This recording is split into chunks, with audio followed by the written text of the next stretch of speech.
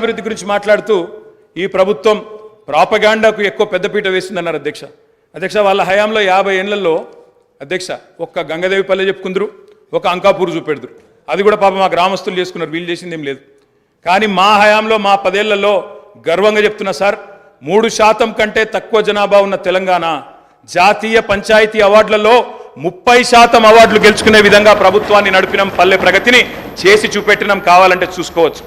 ఏ పల్లెకు పోయినా ట్రాక్టర్లు, ట్యాంకర్లు, ఏ పల్లెకు పోయినా ట్రాలీలు, ఏ పల్లెకు పోయినా డంపింగ్ యార్డులు, ఏ పల్లెకు పోయినా ఇంటి ముంగటయ్యాల నీళ్లు, బ్రహ్మాండంగా చెట్లు. ఇవి వాస్తవాలు కాదా అధ్యక్ష?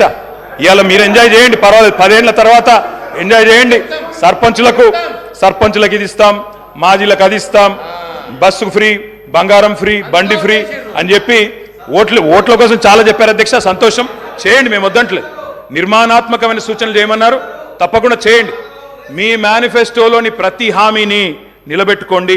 వి welcome it, we will support you. తప్పకుండా సపోర్ట్ చేస్తాం అధ్యక్ష. గత 10 ఏళ్లలో